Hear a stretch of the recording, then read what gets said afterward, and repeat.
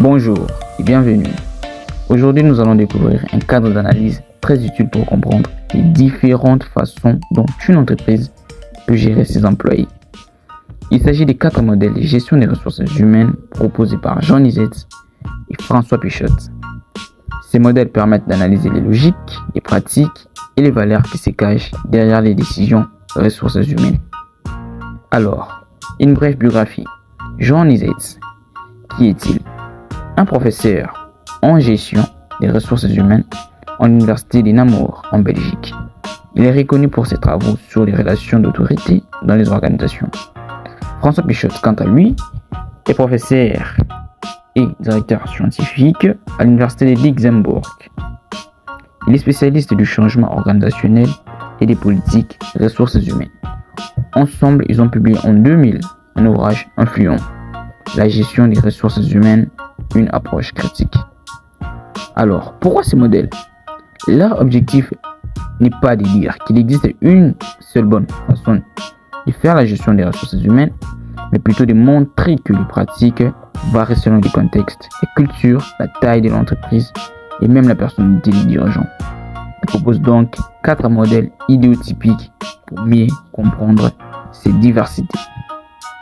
Alors, voici les 4 modèles de gestion des ressources humaines qui nous étaient proposés. Le premier modèle est le modèle arbitraire.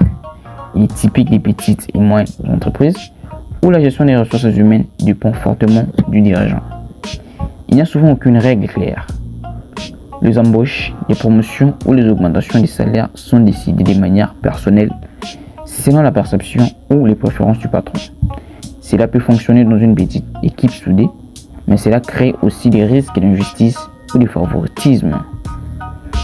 À l'opposé, nous avons les modèles objectivants que l'on retrouve dans les grandes entreprises ou les administrations publiques.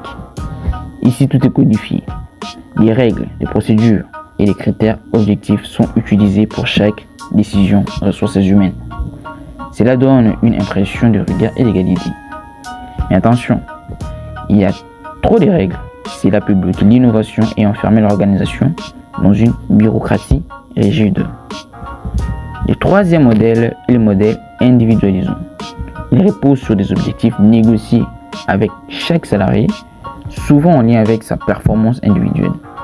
Ce modèle est très courant dans les entreprises privées modernes, comme les startups ou les entreprises de services. Les décisions en ressources humaines sont adaptées à chaque individu, ce qui motive, mais cela peut aussi créer de fortes pressions sur les employés. Enfin, les modèles conventionnalistes concernent surtout les métiers où les compétences sont difficiles à évaluer, comme les hôpitaux, les universités ou la recherche.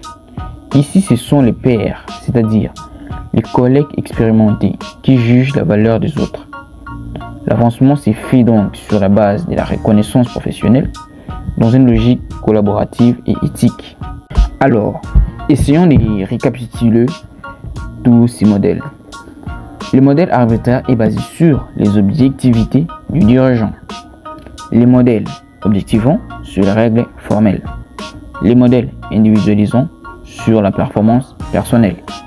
Et les modèles conventionnalistes sur la reconnaissance entre experts.